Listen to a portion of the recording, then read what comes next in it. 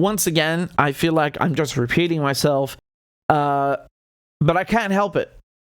When criminals keep repeating the same crime over and over, I can't help but, show it and expose it to you guys. Here is the headline from the Cradle. Quote, new batch of stolen oil smuggled out of Syria by U.S. troops. This is August 2nd. The U.S. occupation army smuggled a convoy of 31 vehicles from Syria to Iraq in the early hours of August 2nd, including several tanker trucks filled with oil plundered from the resource-rich Jazeera region. According to local sources, the oil was transferred to U.S. bases in northern Iraq via the illegal Al-Walid border crossing.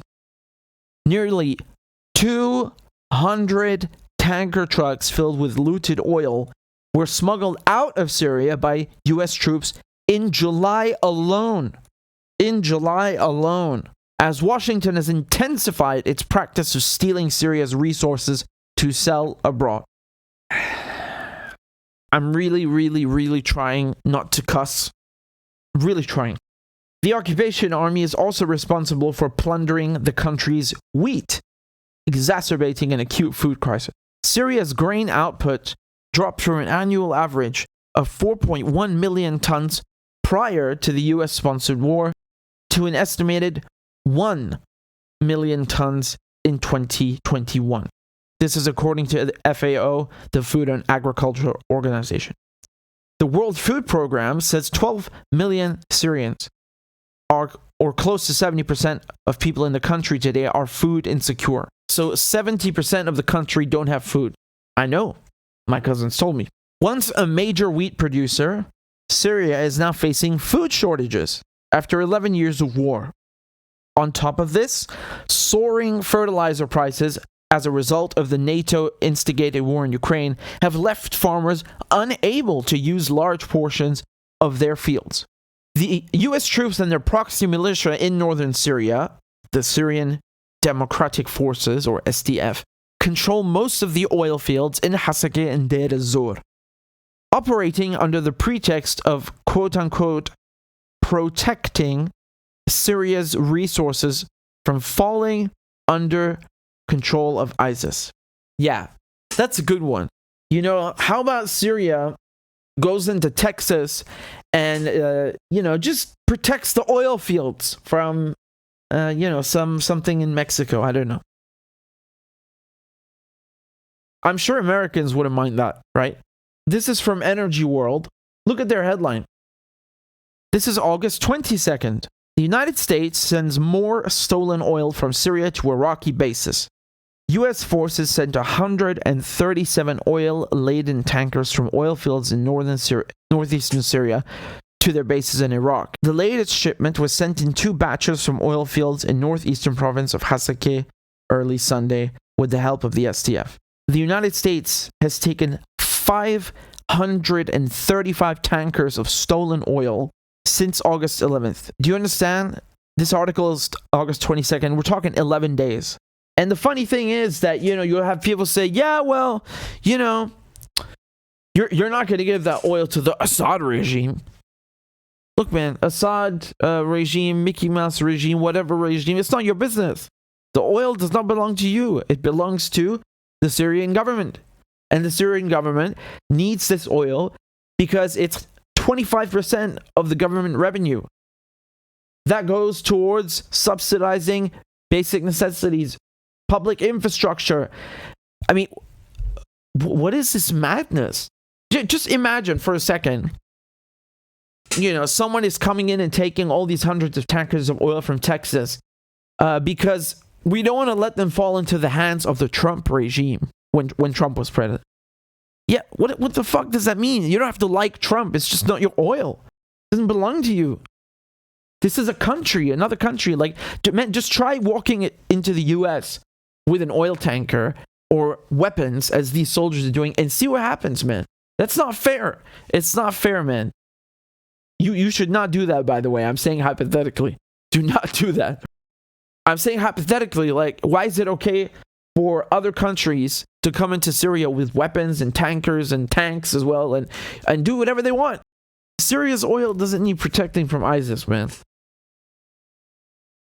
ISIS wouldn't exist in the first place if the United Kingdom and the United States had not invaded Iraq, had not, gotten in bed with people like Al-Qaeda. This is all connected. This regime change, leaving power vacuums. What do you think is going to happen, man? You think that Syria and Iraq are some kind of joke? Whether you like it or not, man, the Middle East and this region specifically has always been at the center of world politics. And you think you're just going to come in, perform a coup, and install a puppet and everything is going to just be okay? No. This is Syria. All of the oil is right here. I hope you can see my mouse cursor. I'm circling Deir ez-Zor and Hasakeh. So this is the northeastern region of Syria. Not only are, a lot of crops grown here, but like I said, it's the oil that they're after. And they've just taken over all of it, right? Occupying this region because it's right next to Iraq. That's why. It's right next to Iraq, and then they can smuggle the oil back into Iraq, which is another country that the United States invaded. Isn't that amazing? You get a 2-for-1. You get to invade a country, steal its oil, and then go next door and steal your neighbor's oil. The cotton, the wheat. Where are these resources going? What is happening? How does this help Syria? Why are there so many people who pretend to care about Syria and all they do is destroy it and steal the resources? There's a saying we have in English: who needs enemies with friends like you? The El Walid border crossing. So the Americans are basically taking the oil and then coming in through here. This is what is happening, and the numbers are frankly staggering. I mean, I want to show you this from the Morning Star in the UK. The Syrian government, I believe it was the Minister of Oil, said that the United States controls and is stealing more than 80% of Syria's oil. Now, keep in mind, again, Syria is not a major oil producer like Iraq or Iran or Russia or Saudi Arabia. However, for Syria, the oil is very valuable because that's 25% of the government revenue. You understand? So that's according to the IMF in 2010, 2011. So right 2010, right before the war started. And I checked the numbers myself, yeah, it's correct. So I just want to say, what do you think, what kind of effect do you think that is going to have on the country, on the people living there? Do you think that's going to help them? Especially in war. Never mind in peacetime. I want to show you this clip from the Chinese Foreign Ministry. 在叙利亚危机延宕10多年. It is appalling to see the sheer scale of U.S. plundering in Syria, which has been going on as the country tries to emerge from a crisis that has dragged on for over a decade and the grave humanitarian crisis facing its people. There is no greater injustice than the world's wealthiest country robbing one of the poorest. The U.S. intervened in the Syrian crisis, trying to start a color. And then, of course, you have people say, oh, China's authoritarian. I don't care. Listen to what he just said. Listen to all these reports. The truth is the truth. And there is no justification whatsoever for this behavior. And one reason that Bashar al-Assad, the Syrian president, in an interview said that he prefers Trump over other, well, not over anyone, but he just said that he prefers Trump because he is an honest enemy, right? He says usually an enemy will conspire and act against you and your interests in secret, covertly. Trump, on the other hand, also acts against Syria and the Syrian people, destroying the country. However, he does it overtly, meaning he says what he is doing. He says what he is doing. And there are multiple clips of Trump saying this. Pick whichever one you like. But here is Trump talking about how he is stealing Syria's oil. Remember, people said he's pulling out of Syria? No, he just relocated troops to the oil. That's it. This has been thousands of years in the process between borders between these countries and other countries that we're Christ, what an ignoramus, honestly.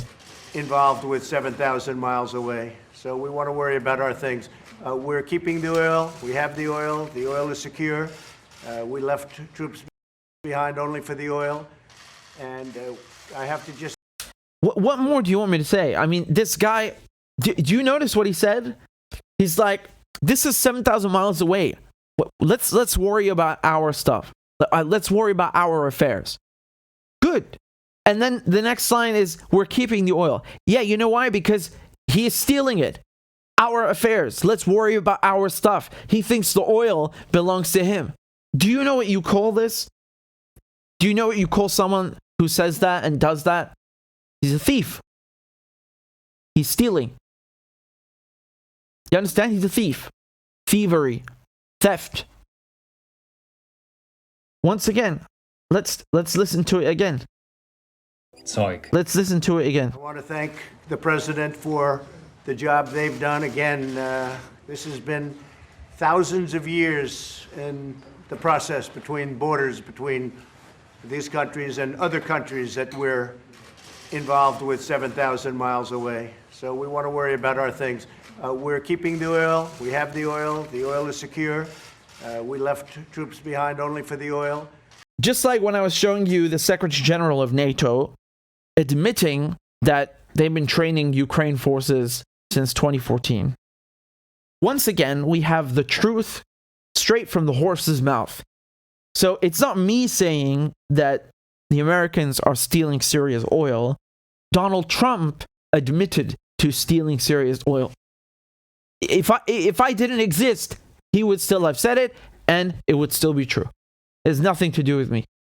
Well, except that I'm Syrian. But you understand, like, this is not something subjective or my opinion or I'm speculating. No, Donald Trump said it. I also posted on Twitter a clip of a Senate hearing with Lindsey Graham and Mike Pompeo. Remember, Mike Pompeo used to be Donald Trump's Secretary of State, and they also talk about stealing Syria's oil. End of story. This is not a secret. This is not a secret. They are thieves, and they are so shameless that they admit this in broad daylight. And when I see numbers like this, that they're taking hundreds of oil tankers, of course, they would take 1 million tankers if they could. I really wonder, the soldiers who are stealing these tankers, do they not look at themselves in the mirror and say, why am I doing this? Am I just a guard? I'm just here like as a mercenary. How does this protect my country? I'm just stealing things. I'm stealing someone else's shit. How does that protect me? How does that protect my country? I'm risking my life. I'm risking my life to steal oil for someone, for some executive, for who knows? Do they not ask themselves these questions?